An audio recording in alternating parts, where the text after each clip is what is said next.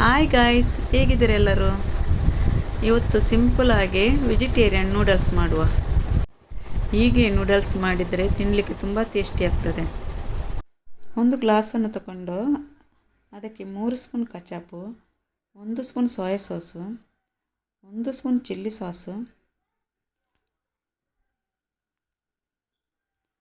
ಸ್ವಲ್ಪ ಹನಿ,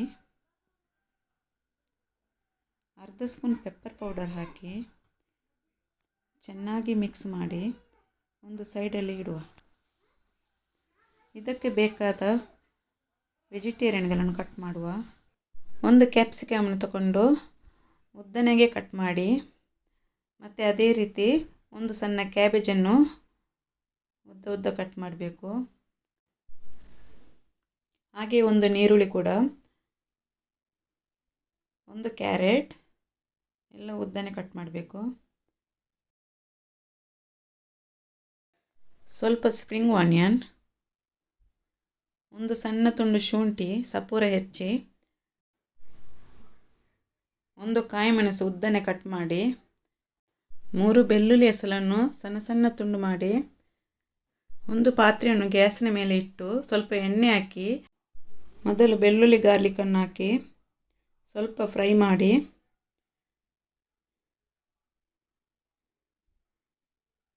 ನಂತರ ಅದಕ್ಕೆ ನೀರುಳ್ಳಿ ಹಾಕಿ ಸ್ವಲ್ಪ ಫ್ರೈ ಮಾಡಿ,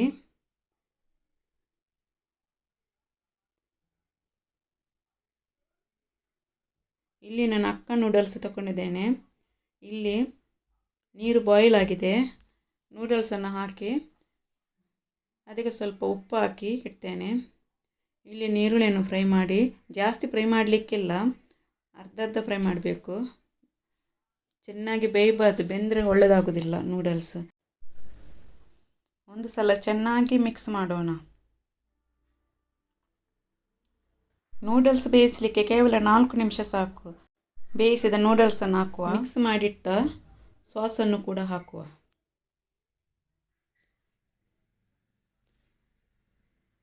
ಒಂದು ಸಲ ಚೆನ್ನಾಗಿ ಮಿಕ್ಸ್ ಮಾಡಿ,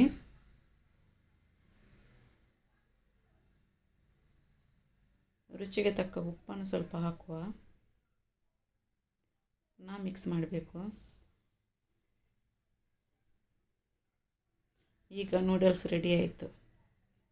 ಈಗ ಒಂದು ಪ್ಲೇಟಿಗೆ ಸರ್ವ್ ಮಾಡುವ. ಹೀಗೆ ನೂಡಲ್ಸ್ ಮಾಡಿದರೆ ಮಕ್ಕಳು ಕೂಡ ಇಷ್ಟಪಡ್ತಾರೆ, ದೊಡ್ಡವರು ಕೂಡ ಇಷ್ಟಪಡ್ತಾರೆ. ನೀವೊಮ್ಮೆ ಮಾಡಿ ನೋಡಿ. ನಿಮಗೆ ಇಷ್ಟ ಆದರೆ ಲೈಕ್ ಮಾಡಿ, ಶೇರ್ ಮಾಡಿ, ಸಬ್ಸ್ಕ್ರೈಬ್ ಮಾಡಿ. Thank you. Bye bye.